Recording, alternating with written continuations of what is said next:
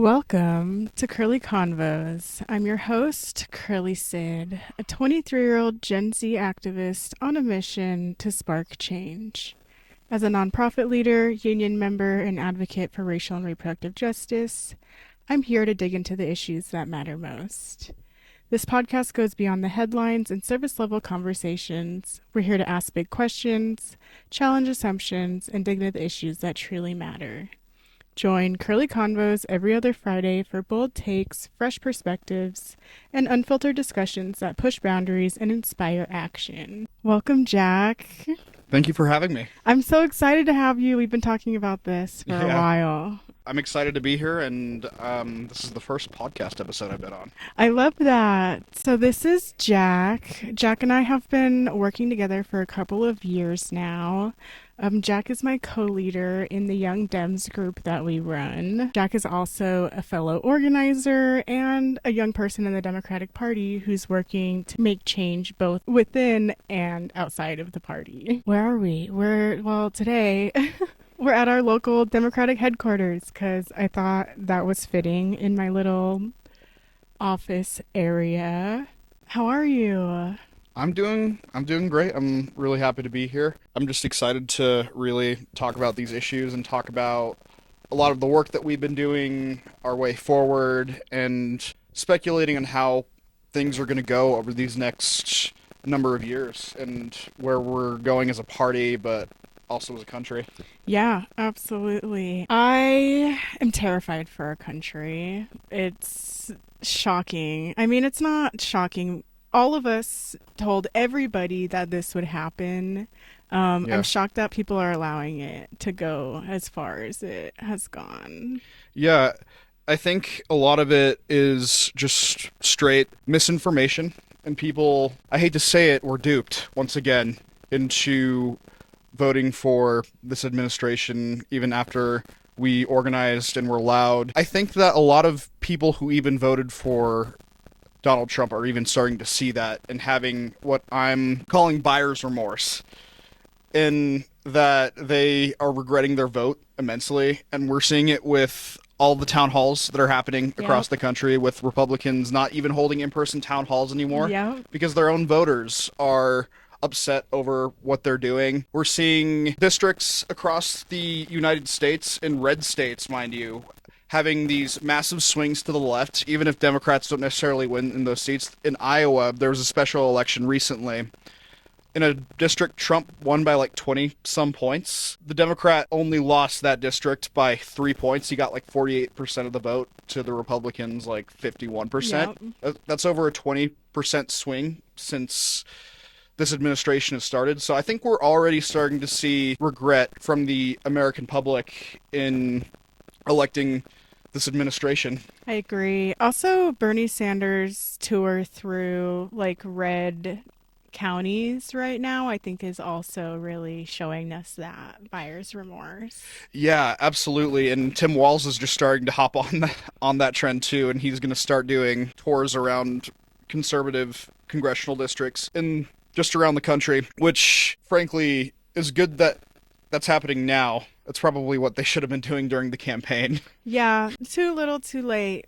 Sorry. It's unfortunate, but this is a part of the work that we're doing now and that we're going to continue to do throughout these next few years. Right. That's exactly why I started a podcast, actually, was to highlight voices of people who are actually on the ground doing the work every day, like Jack, like Sydney, like Sophia, and like so many more of my guests that you'll meet. I wanted to talk a little bit about our Young Dems group.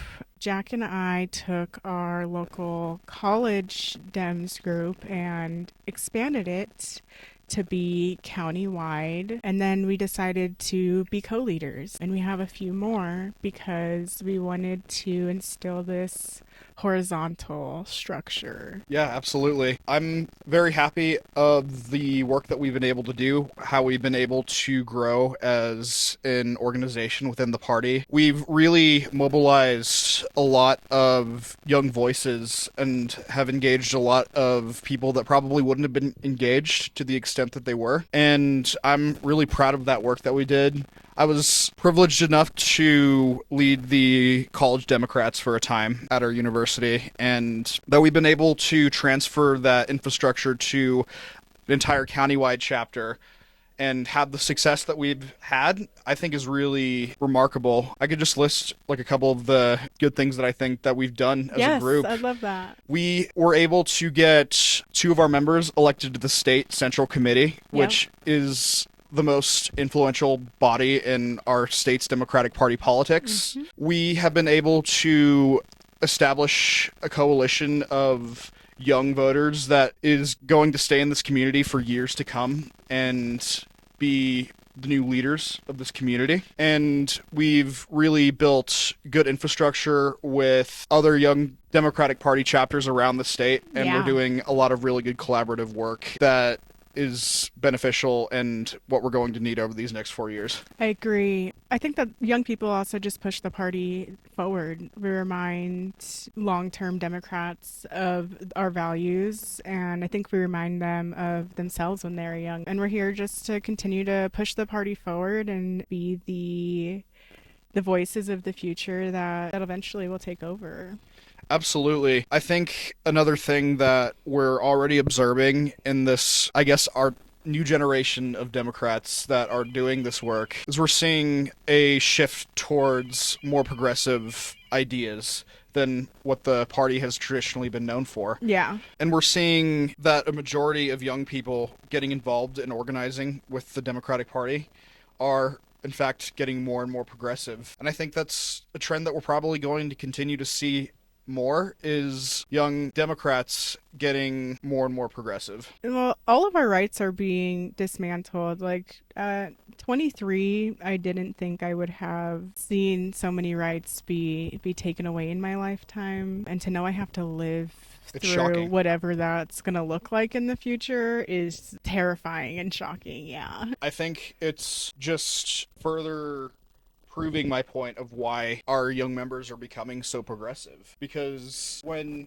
there's this vitriolic, aggressive push to dismantle civil rights in our country, civil rights that we fought for decades, Yeah. the right for gay couples to get married, the right for an abortion, the right for interracial marriages might be on the chopping block next. Right. These rights being threatened by the GOP establishment and the Supreme Court that the Republicans have taken over, this entire government really coming after those rights is just going to push more and more people to become more and more progressive. A lot of criticism that I see against progressives is like, well, why are you so extreme? Or you're no better than MAGA supporters. Right. We just want our rights to be protected. Right. We just want us to progress forward as a country like we should. Right. I'm not trying to go backwards. I'm not trying to be in the 50s, like they're trying to make everything. Absolutely scary times. Yeah. Oh, I need to hit my vape real quick. This is like people on Joe Rogan's podcast smoking blunts. Not that we like Joe Rogan. I saw Hassan might be on Joe Rogan. Interesting. I thought that was interesting too. I don't know if that's factual though. I wish more podcasters would say things like that. Like, I don't know if that's the truth or not. Like, fact check me. I think, well, he just got banned off of Twitch, Yeah. so maybe it's more of a platform thing. Plus, this is like the first time in a while that Joe has allowed somebody actually leftist or left wing on If it's his true, I can't podcast. find anything about it because that's something I would absolutely watch. I have an incredible amount of screen time. Majority is political. Yeah. Yeah. I found community within the Young Dems because I thought I was the only one doing crazy things like that. And luckily I'm not. Yeah. It's something that I think is becoming more and more necessary as we're going along. We're going to continue to do that. I wanted to talk to you about what it's like to be a young person in the Democratic Party, the ageism we face, the moving backwards we see in the party, as young Democrats, our reaction to, them wearing pink and holding signs Hmm. at his congressional speech. I just kind of wanted to get into that conversation a little bit. Yeah, I think a lot of the contention that we're seeing between young and older Democrats is that ageism. It's funny how like the old Democrats kind of accuse a lot of us of being ageist and trying to push them out of the Yeah. party when they've made it nearly impossible for young people to get involved and to organize within the party Yeah. because they might be ageist themselves in a lot of cases, or they flat out don't want new ideas and they Right. don't want to evolve or move forward as a party. And Yeah. so I think that's where we see a lot of our friction with older Dems. But I will say that a lot of older Dems are coming around They to are. young people getting involved in organizing within the party. There's numerous Dems here that I could point out to that have opened the door wide open for us Yep. and have really given us the opportunity to shine and to do the necessary work within the party. And for them, I'm forever in their debt, Yeah. frankly. So I think it's getting more and more mixed. We're seeing that friction between older Dems and younger Dems that I think is just going to continue as we do the work. There's always going to be contention, but I also am encouraged by the number of older Dems that are actually allowing us to have access to this space and Yeah. to try to change and impact the party. And Absolutely. so that's encouraging. And I think there might be a possibility that I like to consider myself an optimist that we'll see more of that and that older Democratic people will be fine passing the torch down to us Yeah. when the time comes. Well, what I've observed in my new position here is really it's not even older Dems versus younger Dems. It's more like corporate Democrats versus literally everybody else, Absolutely. which is incredibly unfortunate. But they're not just all old. You come across lots of younger corporate Democrats. Me and Jackson aren't the typical, like when you think of a young Dem, you don't think of Jackson or myself. You think of a man who came from wealth, who's in a suit, who's white and young, and who will probably be a congresswoman one day, right? Yeah. And so that is a large majority of young Democrats, and it is crazy. I am starting to believe less that it is old versus young, and that it's just more like people who are unwilling to let go of the corporate side of this party. I agree 100%. And I think that that speaks to the class divide that we see Because that's what in this in the all party. is. Yeah. I And mean, and everywhere it's never. I mean, nothing is truly like left versus right. We all want the same things. We want to be able to live and feed our family. We want just those basic necessities, and that's really a class issue. It's up versus down. absolutely, and I think the class division that we're seeing in our own party is actually reflective of the class division that we're seeing around the country. It's this idea of rich corporate people and then everybody else that doesn't fit that strict narrow hierarchy.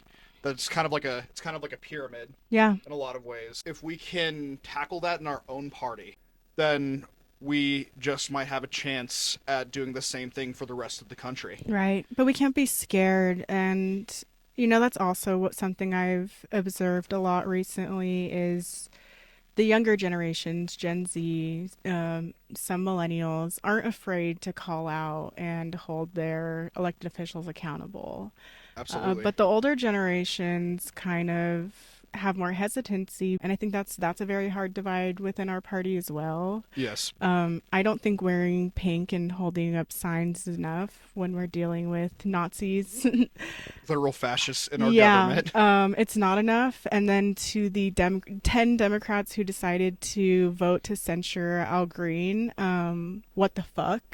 That's Absolutely. crazy. You all should have gotten up and walked out with Al Green. And the fact that any of you voted to censure is just um, turning against our values, in my opinion. That was another thing that I was going to talk about is this tendency for maybe the establishment wing of our party to abide so much by rules of decorum and to have respect for the institution to an amount that it's actually harmful to the American people. One quote that I could attribute to Michelle Obama, despite the great things that she has done, the quote saying, "When they go low, we go high." Right. That might have worked in the 1980s and the 1990s, Yeah. but that was over 40 years ago. Right. And we're living in a time where literal fascists have infiltrated our government and are trying to dismantle our civil rights, but also the institutions that are protecting us. Yeah. So dressing in pink, holding up signs, while that is protesting and that is fighting back against what our president is saying, that's not nearly enough. Yeah. And Al Green isn't like this leftist progressive figure within the Democratic Party. I mean, he does have some progressive ideas, but we don't necessarily think of him as a progressive. Absolutely. He was just assertive in fighting back against Donald Trump. Frankly, that's what we need to be seeing more of as a party, combating a aggressive right-wing administration. We need to see every member of Congress act like Al Green against what the Republicans and what Donald Trump are trying to do. Yeah. I think that the more that we get involved in this space and the more young people that we get involved in this work, I think we're going to see more of that aggressive, assertive approach that we need right now. I think a lot of the reaction around the Democrats that did vote to censure Al Green, I think that they're already seeing the backlash of their choices in voting to censure one of their own colleagues for standing up and doing what's right.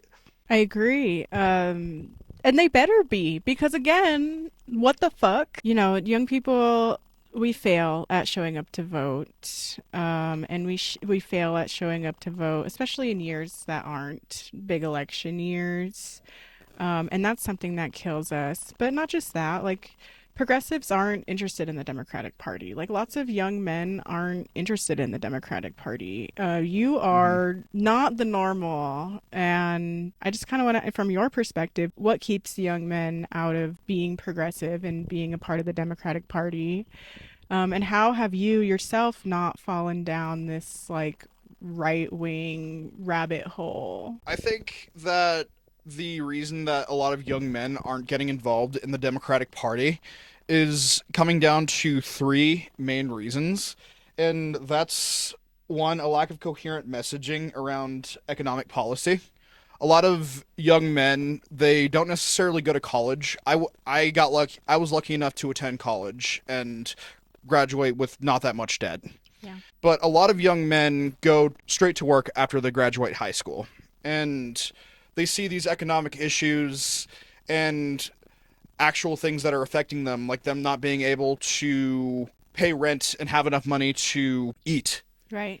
And them not being able to, like, buy new clothes or not being able to start a family. A lot of these other things that really weren't as much of a problem for previous generations. Yeah. And so they're seeing these very real economic issues that are happening across the country, and they see it's affecting them. They attribute them to democratic policies, and they say, well, like, the Democrats are in power right now. What are they doing for me? Right. Why can't I still afford rent, and why can't I afford to live anymore? Right. And why don't women like me? That's also a part of it. Yeah.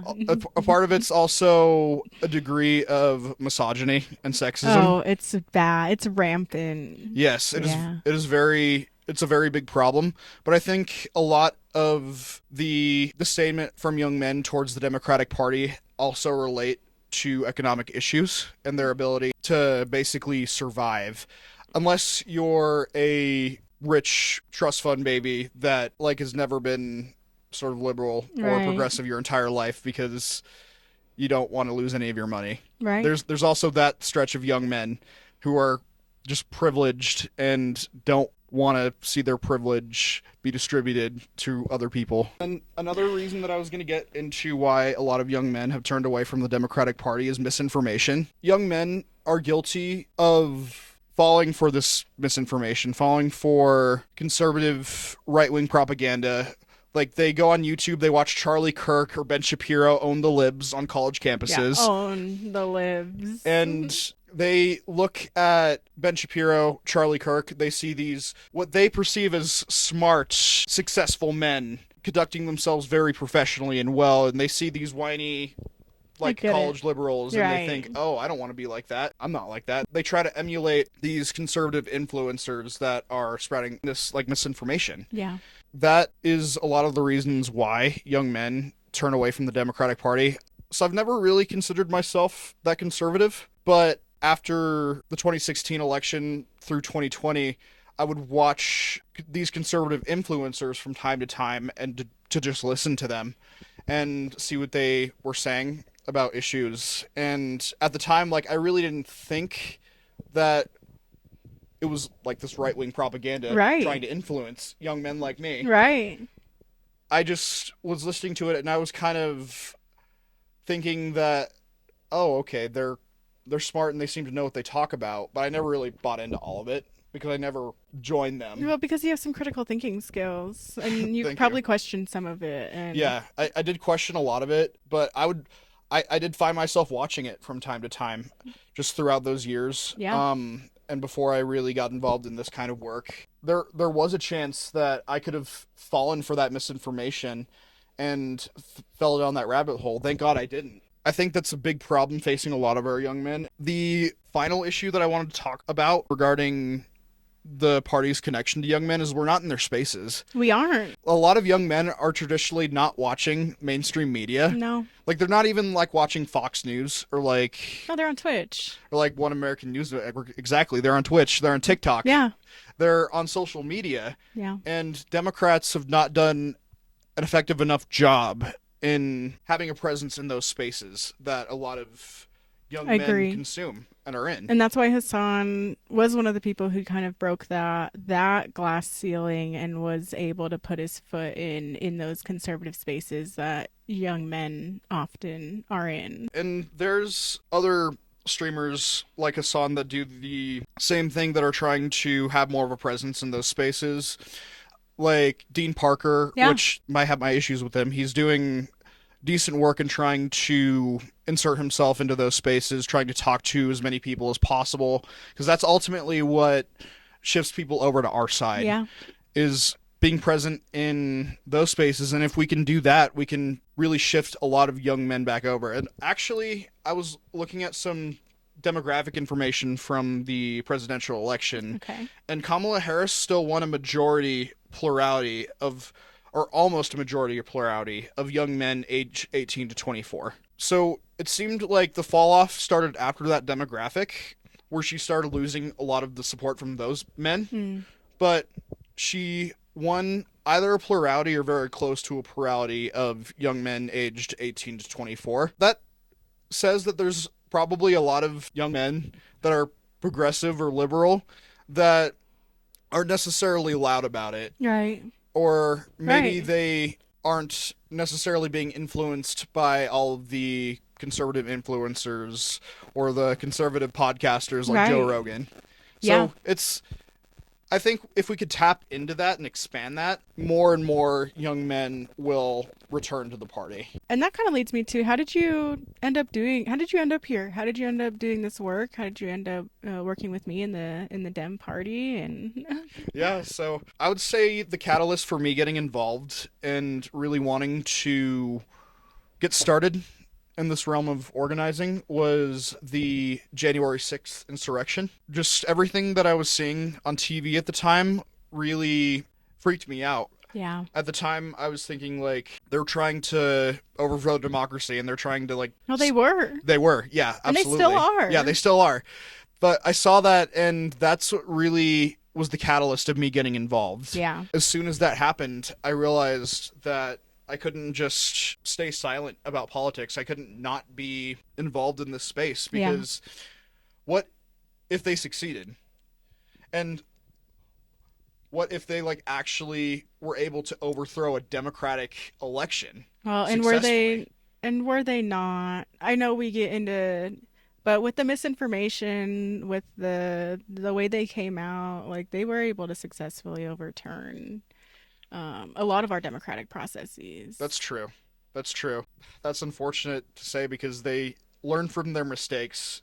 I would like to say. They do. They organize very efficiently. That is something I think it's okay to point out the way we shortfall in our party. I think it's important to talk about the shortcomings in our party, and I think that's one of the ways the Republican Party has gotten a leg up on us. With the men thing specifically, and us not reaching young men, is there's this notion of toxic masculinity Right. that's still very much prevalent, and it's a real issue that affects men every day. Like most men don't even think that they can cry Yeah. or show any sort of emotion, or they're not a real man Exactly. anymore. And that's why they talk about like the crying liberals, right? Like the men who show empathy. And I want to do a whole podcast episode about this, like what happened to empathy. So I think it's frankly an uphill battle, unfortunately. And I think that it's going to take a lot of very bad things happening before young men specifically, but even a lot of American people realize the mess we're in. Yeah. And before there's a real uptick in people wanting to get involved in this type of work. Well, I mean, just the tariff situation that we're in, like the American public's gonna feel it soon. Like whether you agree with us or not, we're all gonna feel it pretty hard here over the next 4 years. I think we're already feeling it I in agree. a lot of respects. A lot of people like to talk about like the egg prices and the gas prices. We're seeing prices rise on those goods all around the country Yes. in a lot of areas. That I think is a combination of a lot of factors, but the tariffs are definitely a driving factor in increasing those prices. And I think the American people are already seeing that, and that's contributing to this buyer's remorse that I mentioned earlier. Yeah. Like here, we get phone calls and it's people being like, what is the Democratic Party doing, right? And we're all wondering now. Okay, we're working on it. Like here, we're working on it. We're organizing, but like on a national level, we do wonder the same thing. Okay, we're all in the same boat. But we get calls here, and they'll be like, "What are the Democrats doing?" And we'll talk to them, and we'll find out they voted for Trump. I think that there's a lot of this speaks a little bit to the misinformation, but like I also mentioned this earlier.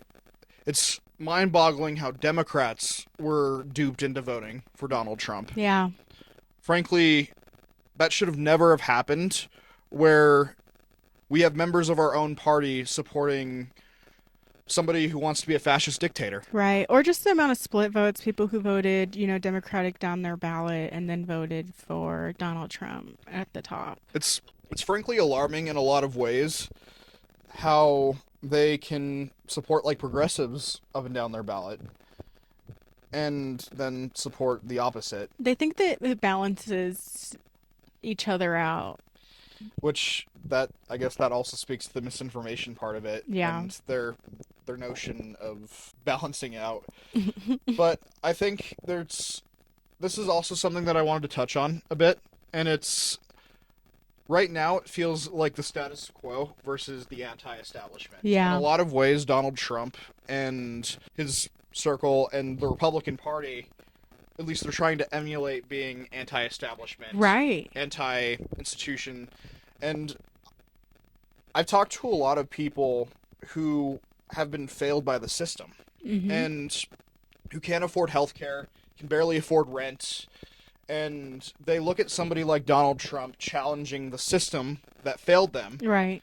and they think maybe he's not such a bad dude and he'll actually shake things up and I'll be able to afford things again. And they look at that anti-establishment part to him, and they might also look at like what progressive like Rashida Tlaib or AOC are trying to do, and they think, okay, they're bucking the establishment, I'll support them, Right. which is crazy to think about. It is. It is people who are and gets into the point of like why progressives kind of aren't attracted to the Democratic Party. A lot of my progressive friends, a lot of my very leftist friends, and even myself for a very long time was like, fuck the two-party system. Like fuck all of the people who just let all of this happen. And I ended up realizing that because people who organize, people who are very progressive and believe those things don't get involved here. You can very quickly have a loud voice if you put in the time and try to organize it within even just your local party. We've seen that, we've done that. Absolutely. But the way I see it as a very leftist person is I'm not going to see the two party system dismantled in my lifetime without every single one of us trying to do it. And that's obvious. It's very obvious that's it's not all of us trying to do things like that. So I will work to change this party to be something that can actually help young people and the working class. You'll hear no disagreements from me, and I think that in a lot of ways, what progressives are trying to do is very akin to what Democrats were doing in the 40s, right? Right. They weren't necessarily considered leftists or socialists. They were progressive in the policies that they were fighting for. They were just fighting for a government that cared for its citizens, Yep. where healthcare was accessible to the people, where there was a net of like social security so that old people didn't have to work until they died. Yeah. And so a lot of the policies that progressives today are fighting for is just what they were doing in the 1940s, minus all of the racism and all of the sexism. Well, We're getting past that. I don't know But, if we're getting past well, that. we're trying to. We're trying to. Maybe. Short- Most short- of us are trying. Yes, most of us are trying. Short of the bad stuff that the Democratic Party of back then was involved in. Right. We're really trying to expand on those economic policies that benefit a majority of Americans. And suddenly it's progressive or radical to say that Americans should have health care. Right. It's radical to say that I don't want to see someone die because they're houseless. Yeah, it's radical to say that you shouldn't be going into medical debt because you needed to have your appendix removed. Yeah. That for something you couldn't even control. Yeah. Or it's radical to say that if you want an education, like every major developed nation in the world provides free education. But suddenly the richest nation in the planet says that you have to pay thousands upon thousands of dollars if you want to learn something and develop your skills, which Yep. frankly, most jobs around the board, around the US today, require that you have some sort of education. Yeah. And when you're already making education so inaccessible, what exactly is that going to lead to? That's going to lead to economic inequality. Absolutely. The rest of the developed world has those policies. Right. And they're overtaking America in a lot of ways. Yeah. Like Like, what are why can't we evolve and just Right. progress with the times like that? Like we invest more in our military than we have in our communities and in our infrastructure. Case in point, FDR had the nation's biggest electoral landslides in history on those policies. And so if the entire country supported those policies back then by a massive margin, why can't they do the same now? Yeah. I agree. Something less hot for a second. Just more about you. You're in a band. You have other interests outside of just politics. Yeah. So I'm just I'm in a band. But I also just make my own music. Like I make some lo-fi music. Okay. Just play instruments Yeah. a lot of the time. I also just play a lot of video games and a lot of like card games like Magic the Gathering. I'm kind of just like a massive nerd outside of all of this. No, I love it. It's ways to decompress outside of doing and having to live through Donald Trump. Yes, absolutely. And I also exercise. That's like one of my biggest hobbies. I've been trying to exercise more and more, but it's been a little difficult with like the move and like everything. Yeah. But that's usually what I like to do.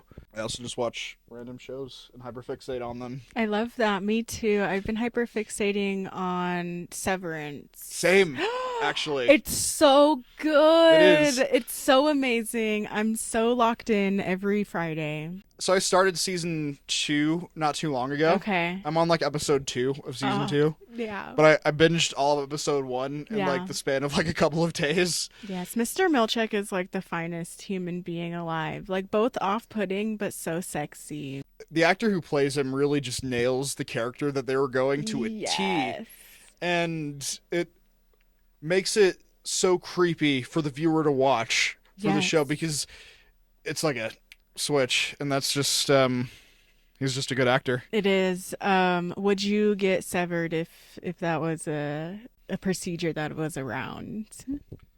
If we ever get to a point where severance is real, then frankly, I'd ask just what the fuck are we doing?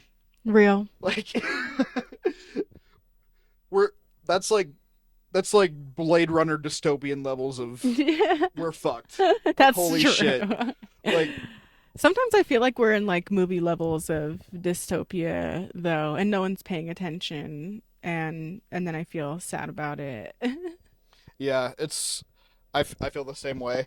Like, we're going with all this AI stuff and AI developing. I feel like we're on a track to, if nothing changes, we're on like a track to like live in this kind of reality where it's like Blade Runner 2040. I don't know if you've seen Blade Runner. No, I haven't. Okay. But I'll But go like, watch it after this. I think it's a good representation of just what happens when everything is run by corporations and when technology, it's kind of like a future Yeah. cyberpunk type dystopia where workers don't really have that much, and it's all in the hands of like wealthy oligarchs and billionaires. Did you see the But it's Tesla show it's at the White House?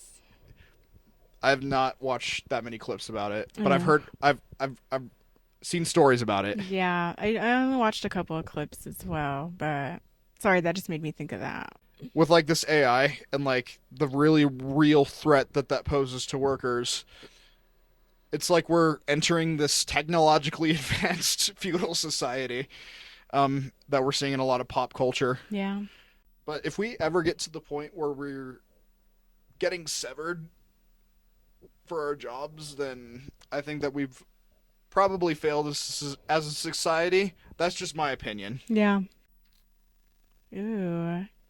What change needs to happen within our party from your perspective? Either locally or nationally or statewide, up to you. But what do you think needs to change for us to be more successful? So, frankly, I think it's just an issue of reconnecting to the working class and readopting policies that made our party so Yes. popular with the working class. There were instances where like the Democratic Party was winning in regions like Appalachia, like the deep south, very poor areas of the country for years, decades. And the reason that they were winning a lot was because of their pro-worker working class policies. Yep. And I think us as a party largely have not made that a centerpiece of our party anymore. Yep. Um, Well, we even see it, in our elected officials, even Democratic ones who support very anti-labor legislation. mhm. We're experiencing that statewide right now. So I think there has to be a huge shift. I agree. We've lost the unions. We've lost the regular working class people. They don't understand our policies. They don't understand what we're doing. They understand our values, but they don't see the benefit in being affiliated. Yeah, that's true, and that's why a lot of people who we thought would traditionally vote for us this past election shifted to Donald Trump. Right? And it's very alarming. I'll conceptualize this with a quote by Chuck Schumer. I believe that he said, for every vote that we lose in the deep city, we'll get 2 votes in the suburbs. As a party, we should strive to have a wide net of support, but when you're turning away from the core base that really built you as an institution and got your politicians elected for Yes. decades, then how far as a party have you fallen? We're Latinos, a demographic that we've had for a long time. When they suddenly shift to Trump, we need to look inward Yeah. and we need to reflect why that happened. I have a motto that if you want to improve as a person, you yourself have got to look inward. I believe a fundamental change that we need to see from our party, if it's going to continue to be influential in American politics and continue to be a conduit for organizers like ourselves, it has to look inward. Right? It has to reconnect with its base that made it. Absolutely. because without our foundation, we're nothing. And that's kind of where we're at. We are back at the foundation, and so we have to rebuild, and we have to move past this idolization of the people we elected to work for us and into an era of accountability. Because we'll never be successful if we just continue to write off the actions of the people who are supposed to be for everybody, for their constituents. Yes. Is a combination of moving away from the corporate Democratic Party side, of moving away from corporate donors, super PACs, and wealthy billionaires, millionaires that are shaping our party's Right. politics and have been shaping our party's politics for the past 40 years, I'd like to Right. say. And people don't like that, like especially like that notion. And I understand, but it's completely silenced the will of the people. It feels like the Democratic Party hasn't had an objective open primary since 2008. Right.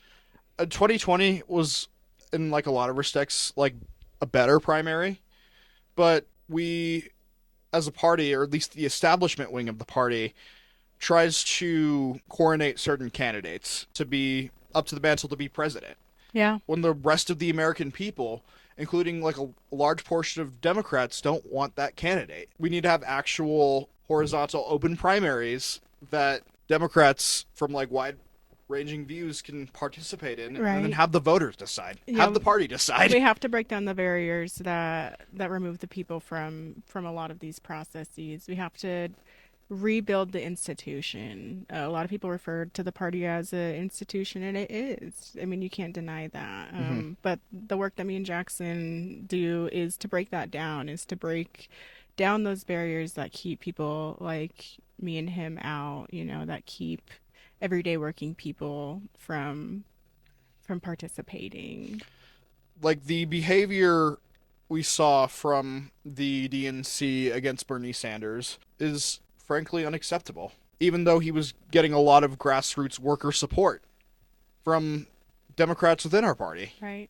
They flat out admitted we tried to keep progressive candidates from getting onto the ticket. Mm-hmm. And I think we're seeing that a lot around the country with other congressional races. Progressive candidates make their intention to run like really clear, run solid campaigns by all metrics, are Yeah. really champions of the working class and what we need more of. The establishment basically kills all of their campaigns too, Yeah. and does not give them a chance even to try to put their hat in the ring. So I think for our party to survive, we need to move away from that. I agree. So we're kind of nearing the end. I want you to tell us about what you're up to, what your future plans are, and where will you maybe be in the next 5 years? What are your goals? So I'm trying to go to law school, to get into law school, and work as being a lawyer, helping people, hopefully in the labor and employment side of law. I love that. I'm not necessarily ruling out criminal defense Yeah. as like a public defender. It's kind of a profession that gets a rough sort of reputation. Right, but we need so many. We love and need our public defenders. Absolutely, because people need to have adequate representation. That's something that I'm very passionate in. Have been getting more and more passionate like the more I've been researching it. Yeah. And right now I'm just moving.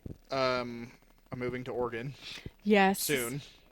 I still care about my community. This community raised me, and I'll more than likely be back. Yeah. Yeah, I want to be a lawyer, and I want to help people get the representation that they need. Well, I absolutely love that. I love how many of the young Dems that we work with and know are pursuing law careers to fight a lot of what we're seeing. You guys inspire me every day. You make me question what Thank I'm you. doing with my life constantly.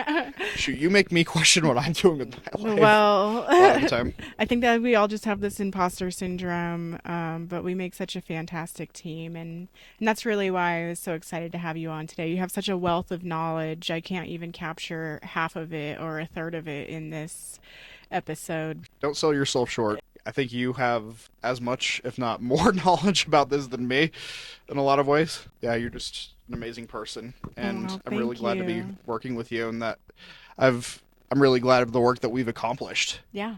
And I think that we've already had a very positive impact in this community, in the party, and just as a whole.